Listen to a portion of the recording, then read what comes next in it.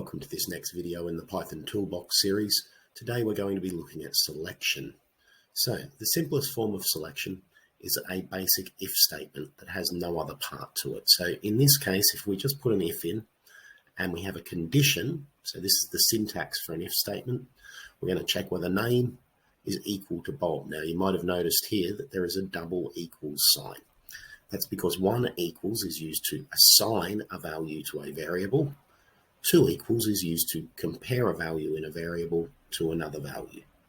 So we're saying if name is equal to Bob, then we're going to print, hey, Bob is my name too. But if name is anything else, it just won't do anything, this program, because we haven't got any other code. Let's run it and have a look. So I run it and I say Bob, and it says, hey, Bob is my name too. Run it again. And I say Jim, and it just doesn't do anything, but it's finished running. Now, we don't want that to be the case. We want it to still greet people, so we can introduce something called the else. Now, the else condition will be what happens, what code is executed, if this condition turns out not to be true. So if it's true, it does the code that's here that gets indented. Now, if you type a colon, you press enter, it automatically indents. If you've got to this line without it, you press tab. As soon as you are not indented, it will think that this is over and you'll have a syntax error.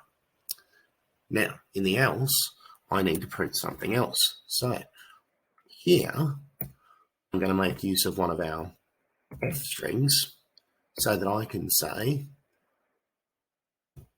hi, and we'll use their name that they've just given us.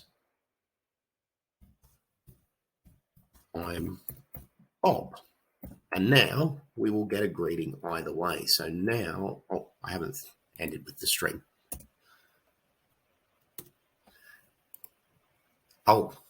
If you notice what the actual problem is, that's not actually the problem, the string. The problem is I've used an apostrophe in here, which, as we saw in an earlier video, means my F string really needs to be surrounded with double quote marks, not single ones, or I could have escaped that character in there so that it knew.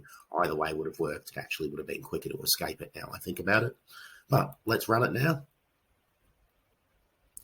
And this time when Jim enters his name, we get, hi Jim, I'm Bob. And just to prove it, we'll just go back in and make sure that if Bob enters his name, we get, hey, Bob is my name too. Now, we can actually have any number of what are called Alif conditions. Now, each one of these are other things we're going to check. So, if it's not equal to Bob, we're going to say, is it equal to Jim? And notice as I press enter, it's already indented to the space that it needs to be. Here, I'm going to say print, my brother is called Jim. Now, we have three different messages. If their name is Bob, they will get this one. If their name is Jim, they will get this one. If their name is anything else, they'll get this one down here. So we're just going to click run. And we can say, enter your name. We'll say Jim. And you can see it says my brother is called Jim. And I'll run it again, and I will say Ken, and it says, hi Ken, I'm Bob, because that is the output for if it is not Bob and it's not Jim. Now, another thing to point out, it checks Bob first. It would stop and do this and not check the rest. Then it checks Jim, so on. This becomes important in other ways as we go forward with if statements. Now, I'm going to show you one more thing that will look confusing at first. So I'm going to enter Bob. It says, hi Bob, I'm Bob. But that's the output if they're not called Bob. Now, it is very specific. We've asked for a capital B. They didn't give one. Now, this is where those string methods we learned earlier can come in really handy. Because on the end of an input, if I put a case as dot title, what it will now do is after they input their name, no matter how they type it, it will convert it to title case where the first letter is capital. So I'll just run this again and show you that it works.